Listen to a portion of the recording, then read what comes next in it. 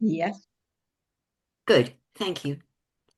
Um, well, many of you in the audience today will remember, I think, the awful fire of 1994, which destroyed the Central Library in Norwich and led to its replacement by the Forum and the impressive new Archive Centre at County Hall. I certainly do, because bits of soggy paper were coming down in my garden during the day. It was quite horrific. But this wasn't the first, and it certainly wasn't the worst such disaster to befall a city that the 16th century cartographer, William Cunningham, and I'm just trying to see if I can move my next slide along. Whoops, let's see if I can go back. Sorry, oops, I'm getting the hang of this. Um, I'm sorry, I'm having trouble. Ah, how do I get my slide? Can If somebody you sort of if advise you me how to if go yes, back to start? if you move your cursor to the sort of left hand bottom left hand side of your screen, Yeah. that's it. There's and sort of scroll move it up and down slightly. Then there should be some arrows that come up. Um, Hmm. Oh, and I they see. Sorry, I've just got the hang now. I'm not used to this particular way of doing it. It's a new laptop. Okay, let's start again after that. Something always goes wrong at the start. okay. Um, so it's a city that the 16th century cartographer William Cunningham described as being much subject to fires, which have not a little hindered the beauty thereof. And here is the Cunningham map, which you can see is going from west here to east. And it shows us, I think, quite clearly what Norwich looked like at this point. And a lot of parts of it had, in fact, been destroyed by fires. But these went back to 1004, when this part of Norwich up here had been destroyed by King Svein of Denmark. And then just shortly, very shortly after the Norman conquest, there was another fire round about here, and perhaps in some parts across the river as well. The cathedral, which is sitting here in the centre, was badly damaged by fire on at least three occasions between 1171 and 1463. On one occasion, the citizen actually set fire to it themselves. That was arson in 1272. But there were other fires in religious houses. For example, the Franciscans down here and the Dominicans up here were also subject to fires. The former in 1268, when the entire convent was destroyed, and the Blackfriars in 1413, when they moved from a site here over the river to the other side. And by incredible ill luck, in 1450, the northern site caught fire, so they had to move back again to what is now, of course, the halls. And there was another blaze along Bishopsgate here in 1497. Fires were, of course, a notorious hazard of medieval life. The widespread use of inflammatory building materials, such as timber and straw, the stacking of firewood outside domestic dwellings, dangerous crafts, too, posed a constant risk, despite strenuous efforts by magistrates to eliminate these and other notorious hazards. So too did open hearths, portable braziers, candles, and torches. All these warmed and lit the homes of everyone but the destitute. And the practice of covering floors with rushes was also dangerous. In 1535, the Royal Lodge at Canterbury Cathedral was burnt to the ground because somebody dropped a candle in rushes. And also, one finds a lethal combination of high alcohol consumption, candles, and straw mattresses, which is very, very dangerous. And it explains why so many coroner's reports describe fatalities caused by people falling drunk into bed. People also fell tired into bed, but there seems to be a preponderance of cases of drunkenness.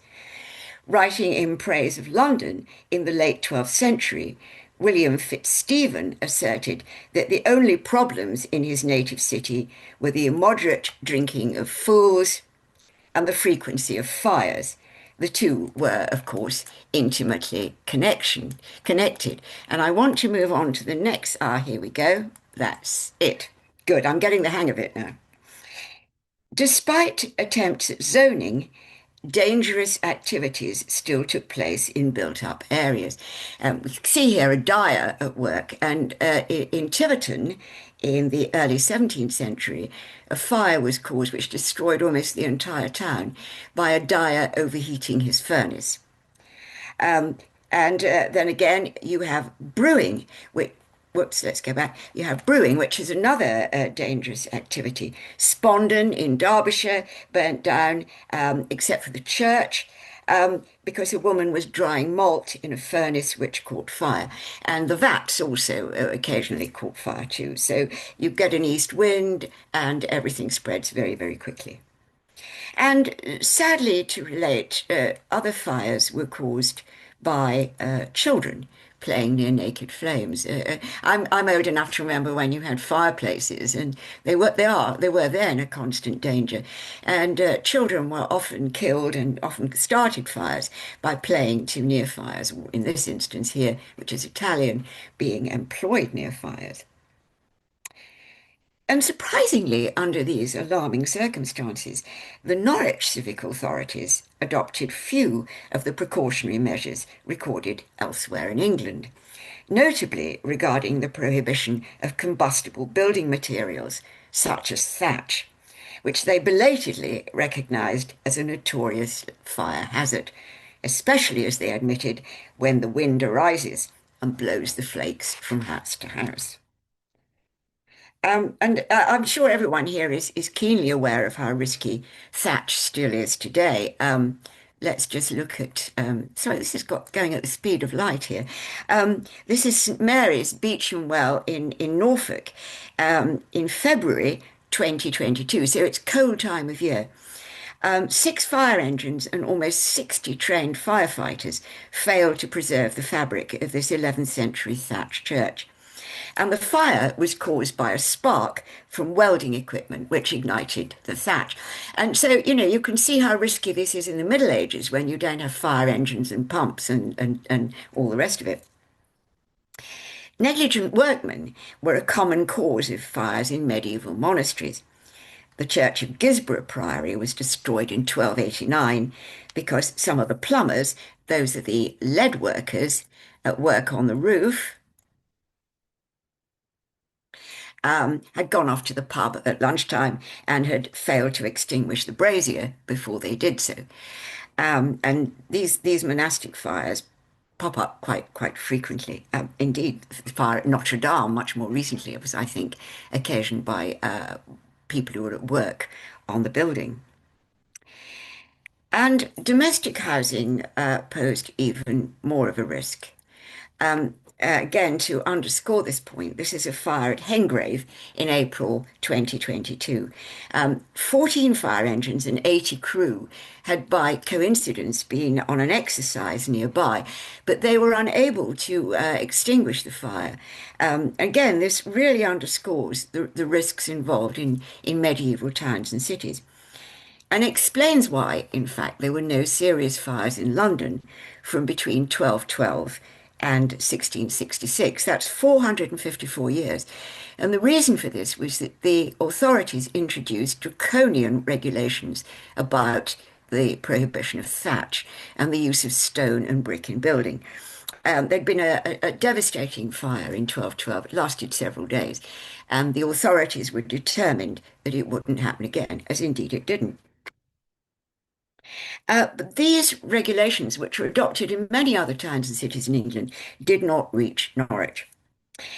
Nor, despite the sporadic attempts at regulation, were all Norwich parishes properly equipped with buckets, ladders, and the fire hooks that were used to pull down buildings. And London also had stringent regulations on this score.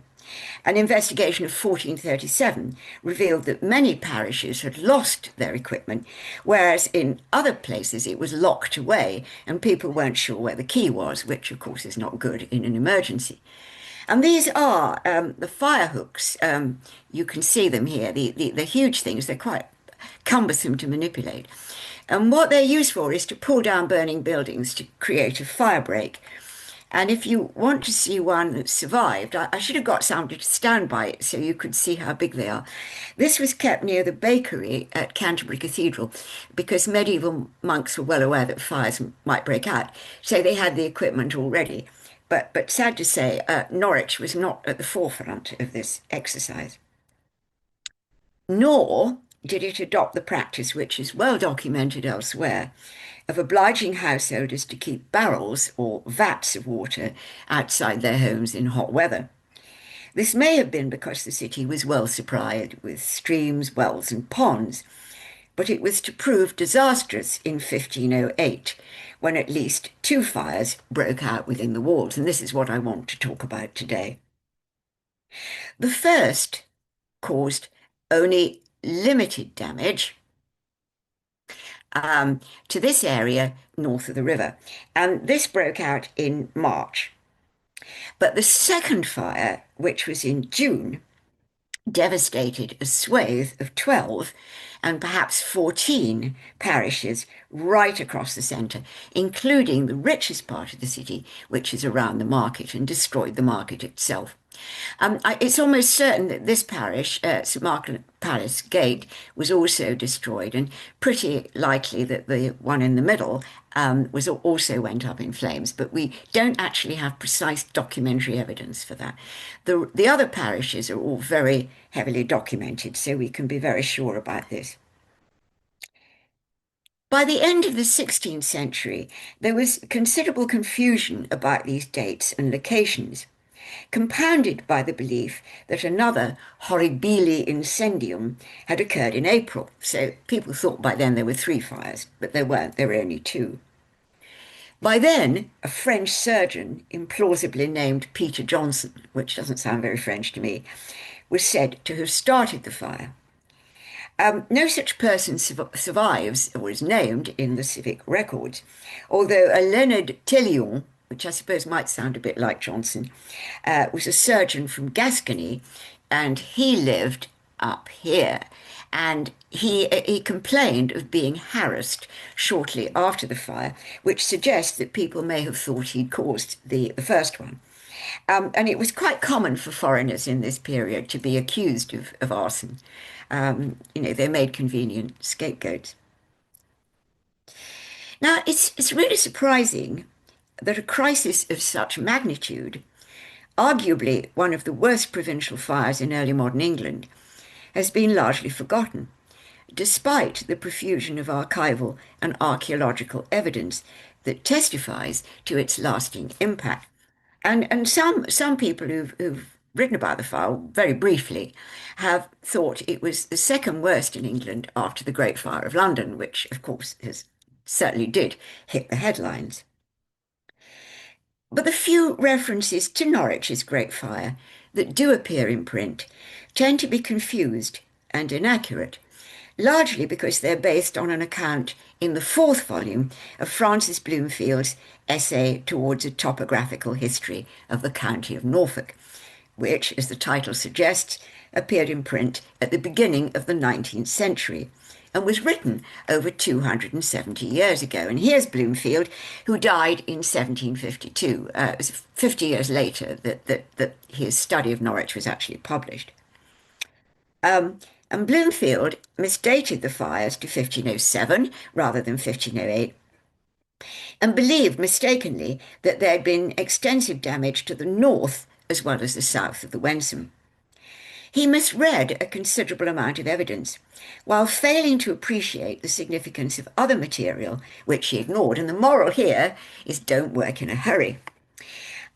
Now, this shouldn't detract from his achievements as an antiquary, which were indeed remarkable. We all make mistakes, but the surprising thing is that it's taken so long for people to find out the mistakes that Bloomfield made over the fire. And this is largely because nobody has worked on it in depth since, so what he had to say was accepted at face value. So let's return to the map. Contemporary evidence, produced a short time after the March and June fires, and readily available in the Norfolk County Record Office, enables us to compile a more accurate, if far from comprehensive, account of what really happened and which parishes were indeed affected. According to the surviving documents, some of the heaviest losses occurred, as I said, round the marketplace, in the commercial heart of the city. But the impact on businesses, workshops, and homes across all 12 or 14 parishes was catastrophic, because this is the richest part of the city.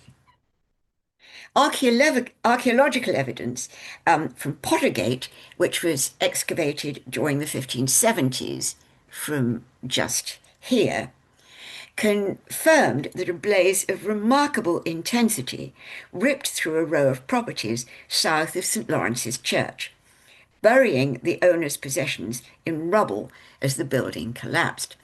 And there were some amazing finds produced, including this wonderful pilgrim badge, which came from Aachen. And you can see the front is still pristine, but the back is damaged by fire.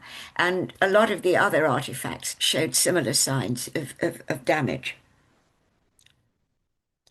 Two important contemporary accounts of the fire escaped Bloomfield's attention, which is surprising since both stress its devastating impact. The anonymous author of the Great Chronicle of London, who rarely took any notice of provincial affairs, began his account of the year 1508 with a breathless report of the huge and marvellous fire which consumed so many households and churches within the city of Norwich in the month of June. He also furnishes our only evidence of a national fundraising campaign mounted in churches throughout England in 1510, which underscores the extent of the damage. In an age without insurance or government-funded relief schemes, which didn't come in until the 1570s, help of this kind was vital. Sadly, we don't know how much money was raised or how it was distributed, but agents travelled around the country begging people to contribute to a disaster fund. Nearer home, the future poet laureate, John Skelton, who was then rector of Diss, 20 miles south of Norwich, commemorated the disaster in Latin verse, perhaps while the ruins were still smouldering. And this is an English translation. It's not terribly good poetry, I'm afraid, but you clearly get the gist of it. It goes on an awfully long time, but this is just a bit. O calamity all too tearful, oh, what a lamentable fate! In hateful fires you fall, venerable city. Whether the lightnings of Jove or the ultimate fates were summoning, in the swift fires of Vulcan you perish. Until now, the ornament and the most beautiful sight in the land, the city of Norwich, falls into ashes. City, what shall I say to you? I shall offer a few words to you. Prosperity seldom endures. Take advantage of what falls to you. Nothing mortal is forever. Fate overturns all things. Now, Skelton is here following a classical model in which poets lamented the wholesale destruction of cities such as Troy and Carthage in conventional terms. But even so, you do get here, I think, in these lines, a powerful sense of desolation. You can almost smell the smoking ashes. And this prompts us to ask, given the impact of all this, how did the rulers of Norwich respond to such a challenge? Well, in the third week of July 1508, the Assembly, which composed 60 councillors, 24 aldermen, the mayor, and other senior officers, ordered the removal of all rubble and rotting matter from the streets to designated places, while the Chamberlain, who was responsible for the city's buildings and infrastructure, took steps to clear the river of the burnt thatch and other rubbish that had been dumped there. There were tons of it sort of just rotting. At this time, the Wensum was a major thoroughfare and Norwich was a port city, so it was crucial to clear the waterway for shipping. But also, people at this time believed that plague was spread by corrupt air. And since there was an epidemic already in the north of England, they were terrified in case all this miasmatic air would cause disease. So this gave a real sense of urgency to clearance measures. By the start of August, and here is Henry VII, the authorities had made a sufficiently detailed assessment of the scale of destruction and the putative cost of rebuilding to present a case for financial support to the king and his Privy Council. Sadly, and it's very frustrating, we don't have this document, or we'd really know what the damage was, although it might have been exaggerated, of course. The mayor and leading civic officers rode up to London at a cost of 40 shillings, duly entered into the Chamberlain's account. The notoriously tight-fisted monarch made no direct concessions, but evidently approved the nationwide appeal described by the London Chronicler. A subsequent attempt to obtain tax relief from Henry VIII proved equally disappointing. So there was no money coming from the crown. Henry's intransigence did, however, prompt a significant readjustment of the contributions customarily raised by the corporation from each sub-ward of the city towards the tax known as the tenth, that the inhabitants of every English town or city routinely paid to the crown. A single tenth in Norwich came to just £80, and from 1512 onwards, areas that had been affected by the fire paid less than before, while those which had escaped made up the deficit. So every time Parliament voted a tenth or two tenths or three tenths, the redistributed tax assignments came into effect. And these are the sub-wards of the city. And it's interesting that despite the little fire up here in March, these areas, these sub-wards, all paid more. And the sub-wards down here also paid more. But these areas across here paid significantly less. So that Peter Mancroft ward, which had been taxed at a hefty £12, went down to just below 8. And the Mayor's Court Book for this period has the original rough and ready calculations at what must have been a very fraught meeting, because the clerk kept crossing things out and rewriting them in. And clearly there was a lot of horse trading here about who was going to play what. Bloomfield failed to recognise the importance of this readjustment, although he looked at it in the Mayor's Court Book, because you can see his little mark in the margin. He was very naughty, and he marked everything he read with his little cross and circle, so you can always tell what Bloomfield looked at. If he'd grasped its significance, he would never have claimed, as he did erroneously, that a large part of the north of the city was also destroyed, because the contributions here increased. The new rates remained in force until 1547 and proved deeply unpopular in the poorer areas of Norwich. Ordinary working people were understandably reluctant to subsidise residents of the wealthiest and most productive parts of the city, especially as the richest among them were soon able to rebuild grander and more comfortable homes in brick, flint, and tile. And they bounced back very quickly. And this is the house in Tombland that Augustine Stewart, who is depicted here, built, or more accurately, I think it would have been his parents at this time. And you can see the original part down here, which is built in brick and rubble.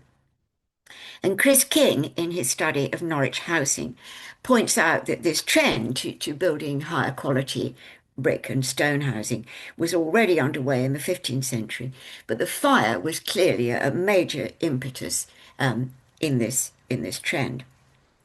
By 1524, when Norwich ranked as the most prosperous provincial city in England in terms of taxable personal wealth, 1/4 of this wealth was concentrated in the single subward of East Weimar, which had been almost obliterated by fire, with which these wealthy residents rebuilt their homes. Whatever else they may have destroyed, environmental disasters tended to reinforce rather than undermine social and economic inequalities. 2% of individuals contributing to the parliamentary subsidy of that year controlled almost half the city's wealth. This is an income tax as opposed to the 10th. There was, by contrast, a massive substratum of people who were too poor to pay anything. Leading citizens certainly profited from the Great Fire of Norwich, seizing the opportunity to acquire prime sites for redevelopment on singularly advantageous terms. Some, including the Under-Sheriff Richard Carole, were accused of manipulating the law to their own advantage, boundary disputes. And this is a very interesting case in Star Chamber, in which a man called Edward Atwood sued for claiming a vastly extended boundary dispute and forcing him to hand over some of his property. And it's very interesting to note that in this dispute, Atwood explains that they were both rebuilding their homes and they were both rebuilding with tile roofs, which is striking. But Caitlin, using his power as sheriff, was manipulating the law and threatening Atwood with imprisonment if he didn't accept the boundary changes. The property market was flooded with burnt ground, especially as some landowners, such as Norwich Cathedral Priory and the Great Hospital, and even the corporation itself, lacked the necessary capital for rebuilding and were forced to lease once profitable assets at derisory rents. And not surprisingly, civic office holders who had the most opportunity and insider information grasped the opportunity, rather like PPE contracts during the COVID epidemic. I think, they're using insider information to get in on the best deals.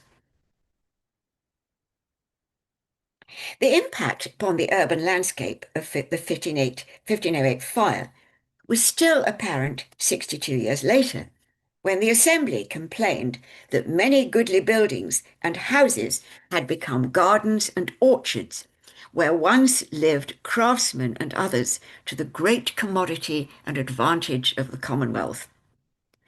By then, Kett's rebels had torched a significant area on the way down here. So the area of burnt land was even greater. And many parts of Norwich seemed quite rural and countrified, full of market gardens and tiny farms. Yet not everyone was on the make, and we should also bear in mind the generosity of prominent figures such as the notable philanthropist, let's go back, Robert Janus, who of his godly disposition made over to the city in 1519 the income from 3 grand new tenements that he constructed in the marketplace for investment in refuse collection and street cleaning. And this is a painting of Janus, which is based on a stained glass panel in the Guildhall, now lost, urging people to perform works of charity and mercy, with Death, the tipstaff, tapping him on the shoulder, reminding him of the importance of good works. A handsome bequest of £20 left to the community by Alderman John Jewell, and doubled by his executors, and this is big money in this period, was diverted in 1510 to pay for the reconstruction of the wool stalls in the market that had gone up in flames. And this is spinning wool, which is, of course, the staple of the Norwich economy, not knitting wool of the sort you can buy now. The corporation derived a significant part of its annual revenue from market stalls, so rebuilding was essential. Determined to avoid another disaster, the Assembly meanwhile passed a series of bylaws forbidding the use of thatch, backed up by the threat of increasingly heavy fines of 20 shillings or more and other punitive sanctions.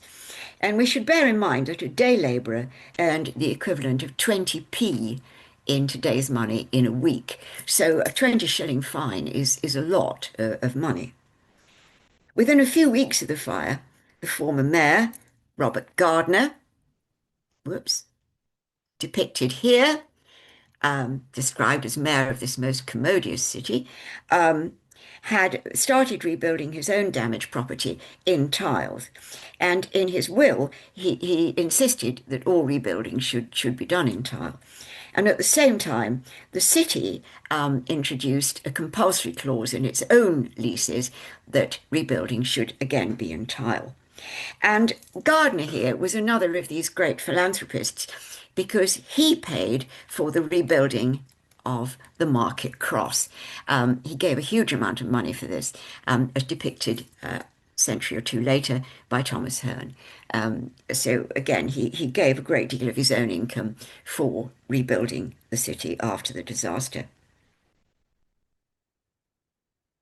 But not everyone was so compliant in the matter of thatch and the use of building materials, largely on the ground of cost and convenience, but also because of widespread attachment to traditional building materials, which lay readily to hand. And of course, stone is not in great supply in Norwich.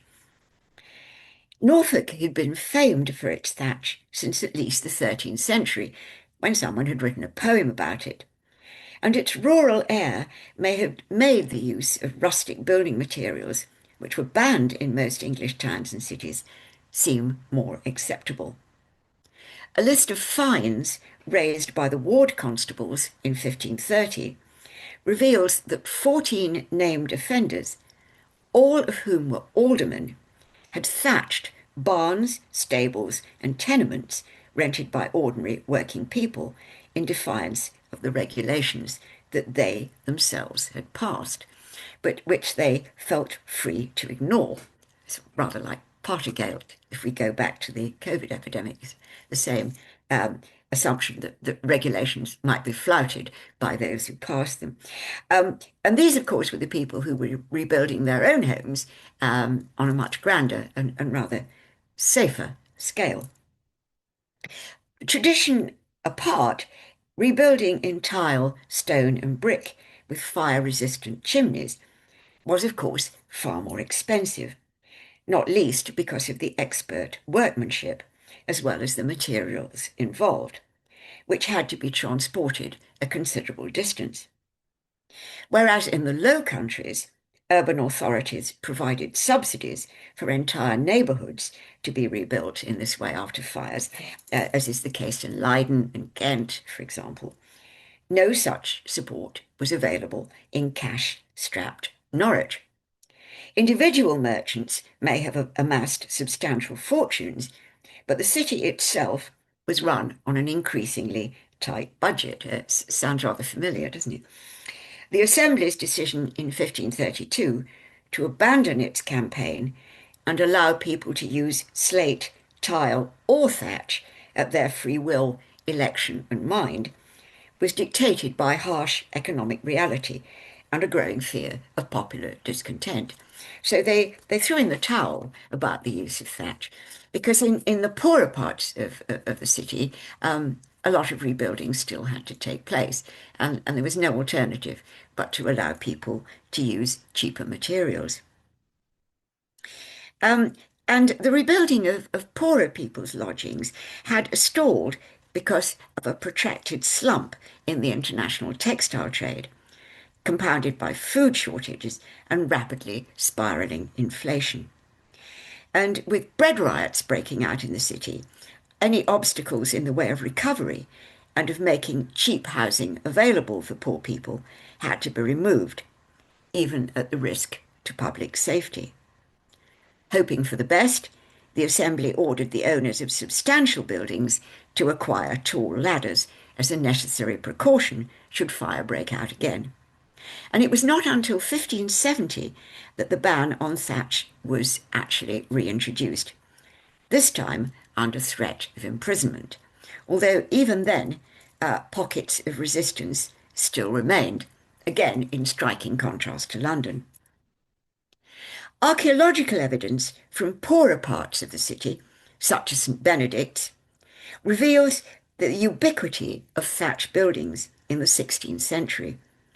And it appears that at least two Norwich churches were still partially roofed with reed as late as the early 18th century.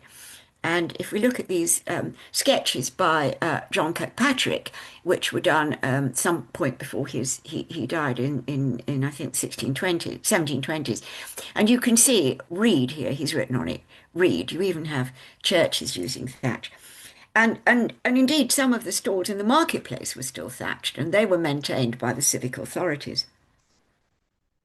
Now, I should point out that Norwich was not unique in this respect. Carlisle also had many thatched houses right up into the 18th century. Two terrible conflagrations in Tiverton in Devon in 1598 and 1612 were caused by fires in poor areas spreading through thatch. And even in Holland, where fire prevention was in many respects far more advanced, the Great Fire of Delft in 1621 originated in this way, because there was still, in this wonderful painting by Edgar van der Poel, there were still thatched buildings in the outskirts of the city, as we can see here. Disasters appealed to this artist. He also did a painting, a very famous painting, of the disaster when the munitions dump blew up, and the painter Vermeer was killed. So he liked painting these rather grim scenes. Even though it took them a long time, the rulers of Norwich were more successful with regard to the tracts of abandoned wasteland that had defaced the city centre for decades, posing a serious threat to health and commerce alike. Sorry, it wasn't Vermeer, it was Fabricius who was killed. Excuse me, that's a problem with ad-libbing. Faced with the problem of forcing uncooperative owners to enclose derelict plots that attracted fly tippers and vagrants, the authorities adopted the novel precedent of an appeal to Parliament for power to take these sites into compulsory communal ownership. And again here, these tracts of abandoned wasteland were seen as a health hazard because people were worried about the miasmatic effects of the awful concentrations of waste. And so being increasingly aware of the dangers that this wasteland presented, the idea of going to Parliament in order to force people to improve their sites or submit to compulsory confiscation seemed the best plan. Thanks to his friendship with Thomas Cromwell, King Henry's chief minister, the Norwich MP Richard Littleprior and his friend Augustine Stewart were able to secure the very first of several pioneering acts of Parliament for the re-edification of towns in 1534. And this is the first time in the history of legislation in England, or national legislation in England, that such acts had been introduced. So Norwich really is a pioneer in this respect. And the aim was to convert 14 of these dumps, which were replenished with much uncleanness and filth, into marketable assets. Ironically, one of these, which was in Tombland, belonged to Augustine Stewart. He claimed to have forgotten all about it, but he escaped confiscation because of the financial support he'd given to other schemes for civic improvement, including the acquisition of Blackfriars. But this legislation was put into place very rapidly, and these offensive eyesores were in fact removed. The owners either cleaned them, cleared them away, and walled them up, or the sites were compulsorily acquired and cleaned by the corporation. This measure, in fact, proved extremely effective. So that after a long struggle, Norwich could once again bask in its reputation as a most commodious city, even though parts of it still remain thatched. So, to conclude, recent research into the fire history of pre-modern European towns, which I dare say has become something of a hot topic, among continental historians, although not historians in England, highlights the importance of these detailed local case studies in helping us to understand how and why conflagrations occurred in the past and how people coped or failed to cope with these traumatic events. We can also determine how hard it could be, and it really was hard, to translate precept into practice, especially in terms of economic hardship. And there is a sense, I suppose, thinking about today, that legislation can quite easily be enforced. But this was not necessarily the case in the 15th and 16th and 17th centuries. And so I think it's very interesting for us to study at first hand, with the help of local records, the struggle that could take place to enforce this kind of legislation. And we do have a real wealth of material at our disposal here in the NRO. So I think it's clearly time for us to take a fresh look at what happened in 1508, not 1507. So thank you very much.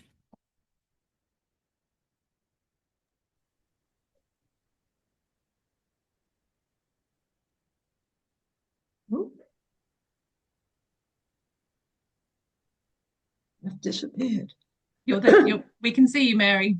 I can't see you though. I've disappeared. I've just got a screen saying Zoom. Anyway, if you Okay. can see me, that's We fine. can. And you can hear me. Yes. Thank you so much, Carole. That was absolutely fascinating.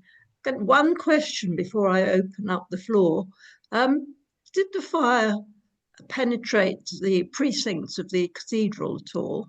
No. No. The one that did, of course, was 1272, when the citizens set fire to the cathedral. But no, it didn't, which was very fortunate. It may have had some impact on the precinct walls, but I don't know if any of that is visible. Certainly the parts that one can see today, there's no sign of it. Okay.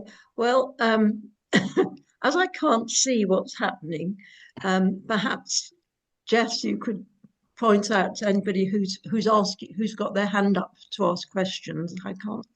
Yes, yeah, we have one in the chat, so maybe we'll start with that one, Carole. And then if anybody else would like to if you can sort of put your hand up or take yourself off, open your video, then that'll give us an indication you have a question. Kirsty Savage asks, have any further digs been done in more modern times in order to look for further beautiful artifacts or evidence of the extent of the fire? This was asked after you mentioned the one in the 1500s in Pottergate. No, it was in the 1970s. 1970s. Sorry, it was in the 1970s, that dig. Yes, and it's very interesting because a number of digs were done, or one major dig was done in the north of the city. And it was striking that no evidence of any substantial fires in the north came to light, which reinforces the documentary evidence that we've got that the north wasn't affected, despite what Bloomfield says. And I can see why Bloomfield made the mistake, but the archaeological evidence doesn't bear this out. We have I think it was a rescue dig that was done in the parish of St. Martin at Palace. Again, I think in the 1980s, and that revealed evidence of damaged burnt straw. But of course, there's no way we can tell if it was 1508. And there's a lot of excavation being done in Elm Hill. And again, there's evidence there of fire damage in several of the houses. So yes, we do have quite a lot. Owen, I see you've sort of you've got your video. Did you have a question for Carole? Not exactly a question, but I would just mention that there was a fire at the cathedral in 1801. Again, plumbers. They went to lunch. It didn't do too much damage. The soldiers from the barracks put it out. Yeah, the number of fires, particularly in monastic houses, were caused by repair work, is astonishing. And I don't want to give the impression that fires were happening all the time, because as you would have gathered from what I said about London, there were very sophisticated fire prevention measures in place. But where you have, of course, shrines with candles and large presses of people, inevitably you're going to get fires when there's so many more open flames. And in some respects, the sort of legislation that's put in place in towns for zoning, for example, is very, very good, and must have saved an awful lot of lives. So I think one needs to look at the positive side as well as the negative. It used to be believed that medieval people were just supine in the face of disasters, but that's not so, as I'm sure you know,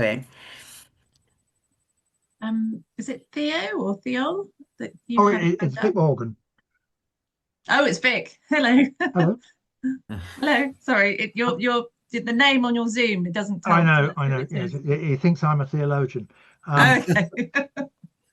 Can I go ahead? Yes, Yeah. please go ahead. Carole, I mean, really very engaging. It seemed to me that I want to make sort of 3 points, which are really rising from the fact that it's Historic Buildings Group. So I'll limit myself to that sort of type of comment. One is the question of the type of thatch, and it seems to me, and how the thatch is done, because if you're thatching with, what are the differences between reed and thatching with straw? Straw is going to not last as long, and today, of course, you would thatch with reed, and of course that would be coming up the river. So let's presume that that's what was being used on most of the buildings.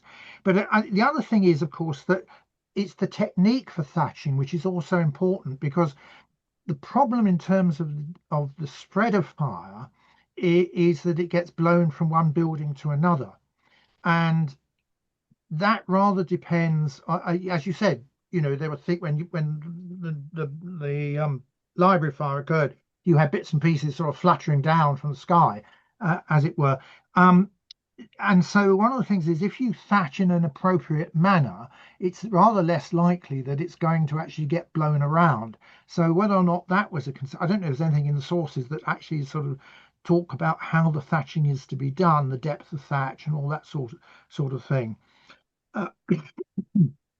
The point I wanted to make was that the other thing I think it was an important point you picked up on, which is that to do with who could afford to rebuild. Now, quite a lot of religious institutions, and you know better than I about these things, owned property in the city which was rented out. And they're just coming up to dissolution, some of those bodies, or at least their transformation in terms of the cathedral, and they're not going to have the funds to actually do the rebuilding, and in a sense there's an opportunity there for merchants to get their sticky mitts on areas in the city that had hitherto been under ecclesiastical control, and rented out. And the final point I want to make is the other opportunity that as it were, the clearing of whole areas by the fire, creating grey ash sites, is that one of the things that happens with the city is something that Alan Carter first pointed out, is that the buildings, a number of the building of the ownership plots have remained the same over many centuries. And if you wanted to build a larger building, you had to, and then what happened was that various buildings grow up around and parkland. So if you look at Augustine Stewart's house today, as it survives today, which is marked up, where the timbers were marked up, and the technique of putting those building up between other properties, so they had a technique for doing that. What's happening is that this offers an opportunity of as I've argued about Elm Hill, it was a grey ash site, and you weren't being circumscribed by the plot sizes. You could take in a number of plots to build a larger property, as it were. So, I think it's very important what you were saying about the ownership and who could redevelop. And in many ways, the fire was an opportunity for those who had assets that they could dispose of in terms of investing in rebuilding. So I think some very interesting points coming up there, and also things to do with the buildings themselves and the styles that were there. It was then possible to adopt. Anyway, no.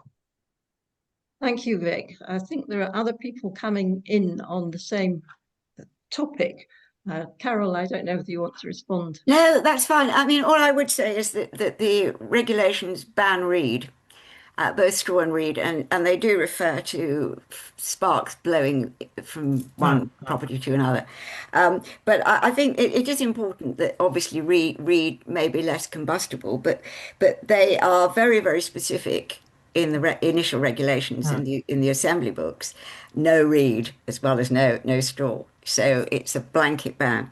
But I think that and it's interesting too, again in London, they're very specific, no reed, no straw. But thank you, Vic. I've noted those. Thanks very much. Of course, even the cathedral couldn't afford to rebuild its properties. It was leasing those out.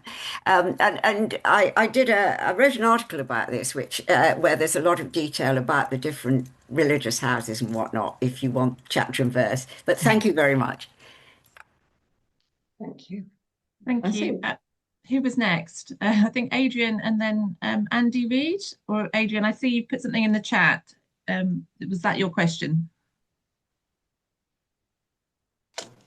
Okay. Yeah. Okay, first one, Carole, was about capital financing. Presumably, fires were so swift that bullion might survive in cellars for the likes of Augustine Stewart to be able to recover most of his money. After all, if he didn't have it in a vault, nobody else would have had it in a vault for him at this time. My second thought was, I've no idea where brickworks are around Norwich, but I can tell you at Lynn, in the early 16th century, there was quite possibly only one brickfield in operation, and bricks were imported especially from Hull, for civic buildings like the Guildhalls and St Nicholas Church Chapel, and for engineering work, new wharves and bridges, and domestic latching, the refronting of timber houses with a fireproof brick front. Thank you. That's very, very interesting. I mean, I'm not a historian of building, as you will have gathered, so I think that's really interesting to know. And as to the money, of course, leading aldermen and leading citizens had estates outside Norwich, and a lot of their money came from land. So they're not necessarily just dependent on bullion stored in the city, which gives them another important source of income. And the work I've been doing on Stewart has shown me that a lot of his money actually comes from property owning and sheep. Right. So, this is very useful if your property's in the region rather than yeah. But it's a question. I think it's a really, really interesting question, because it puzzled me where they are getting the money from for this, but they do recover incredibly fast. If you look at the subsidy returns for 1524, they're really striking. The way they jump back and have this large amount of wealth as compared to the people who are living in, say, St Giles's parish, which is one of the poorest in the city at this time. Thank you. So the city can't have recovered. Andy Reid, did you want to read your question? Or I noticed you've also put one in the chat. What would your preference be?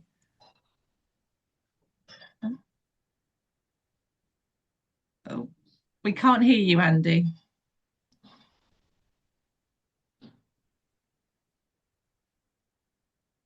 Can anybody else hear Andy? No, I'm afraid we can't hear you.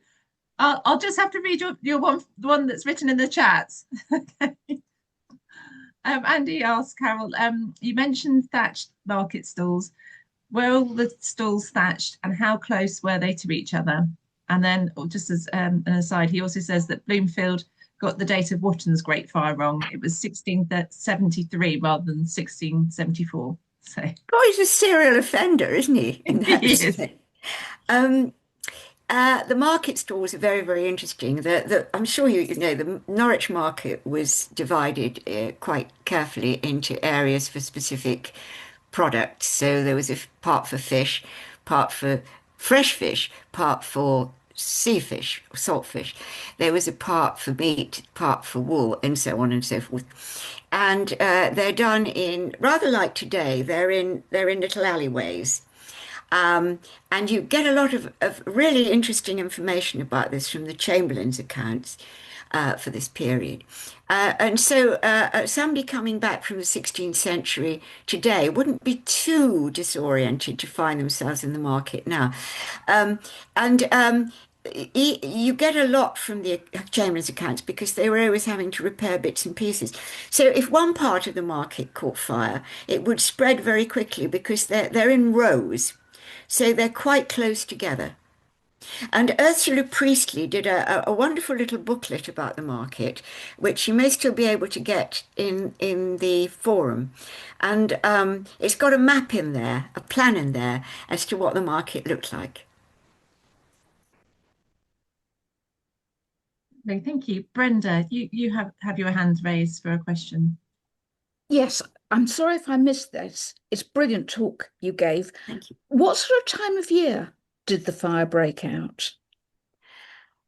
Yeah, thank you very much. And I apologise for my cack-handed ability to move from one picture to another. I'll get used to it eventually. The first fire broke out in March, and that was the tiny one to the north. The second fire was June. Which may have, I've tried my very best to find out what the weather was like at that time of year, because sometimes you have very hot summers and you know you can but there's no evidence that it was particularly unseasonably hot at this time,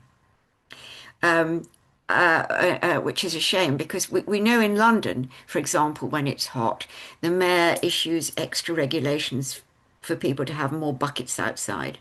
And so forth. But there's no evidence that it was unusually hot or unusually windy. Right. I just wondered if the first one was in March, was it before the 25th of March?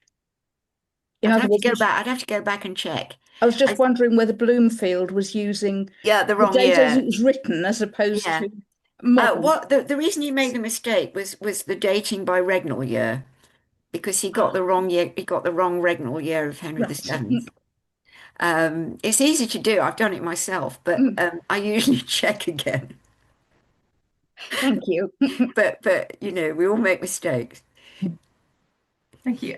Ian in the chat says, in later times, many apparently minor changes were made to building regulations, such as moving windows back from the face of walls.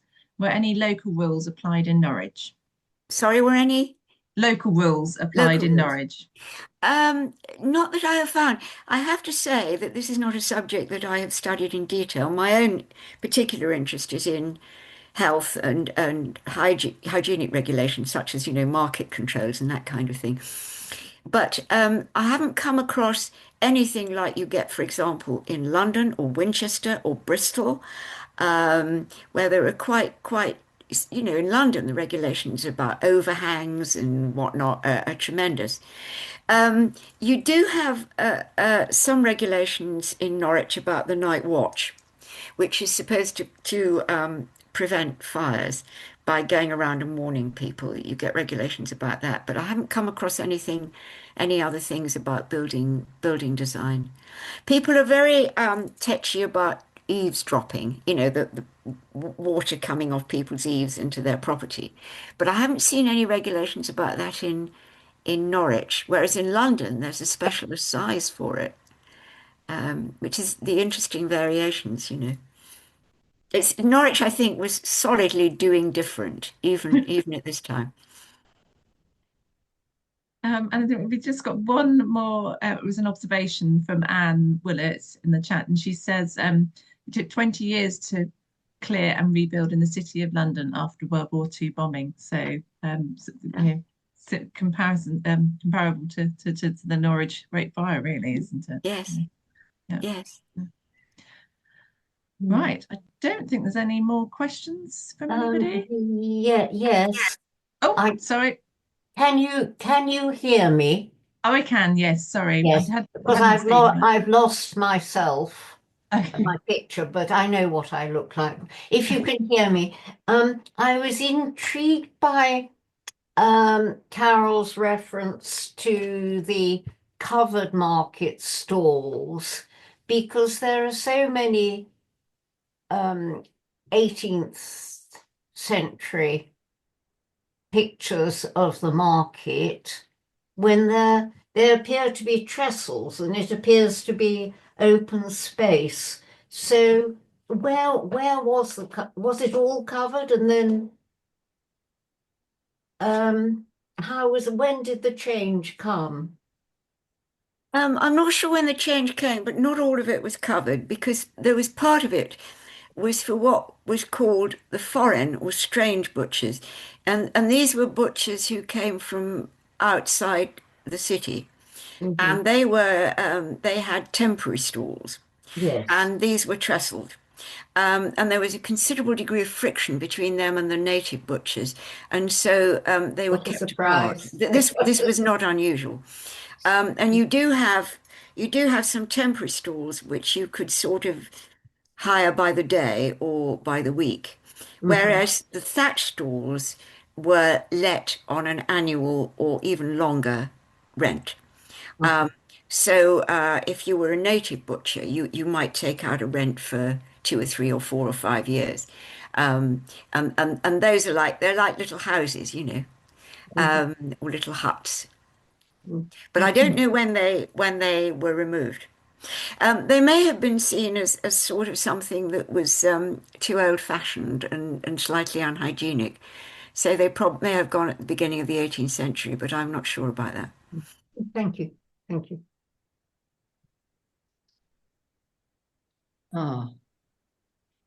We have another question from Victor. Is there anybody else? Just to sort of make sure we're sort of being democratic before we go back to Victor. No, yep. Go ahead with your question, please. Just to pick up on Ian's point about the windows.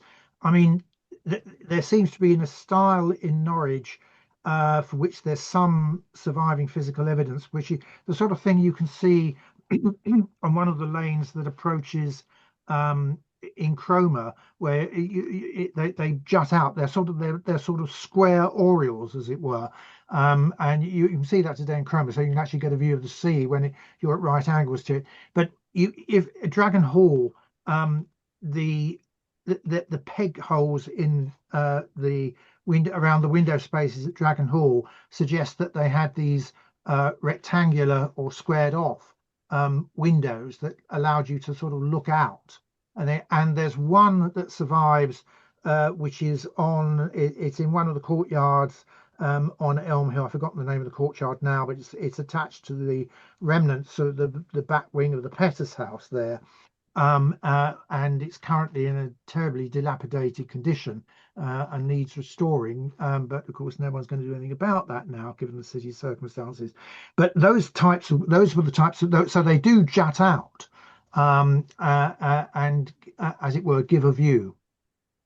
Yeah, there's a lot about windows in the Chamberlain's accounts again when they're redesigning Blackfriars, and there's a wide variety of different designs as well.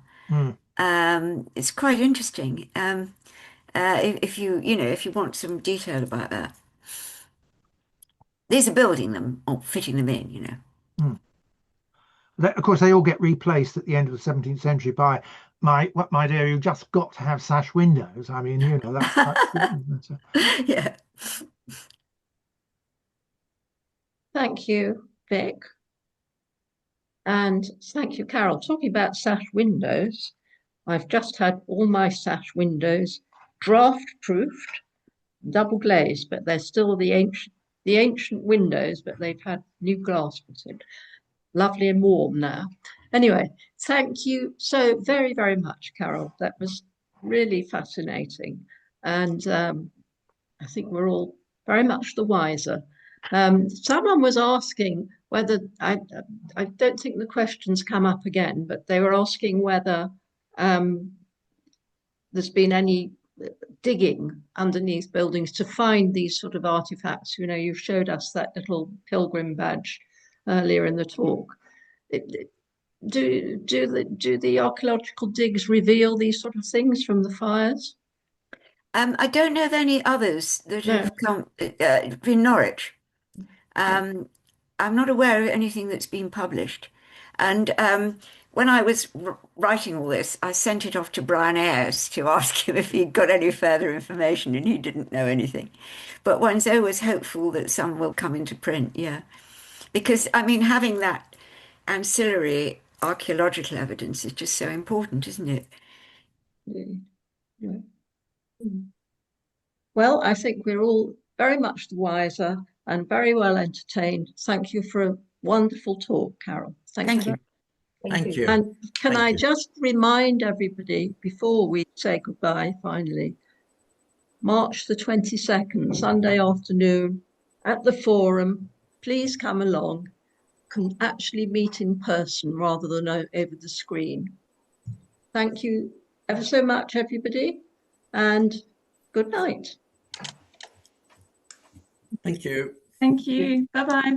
Thank you. I'll get to end the meeting for everybody now as well. Good night. Good night.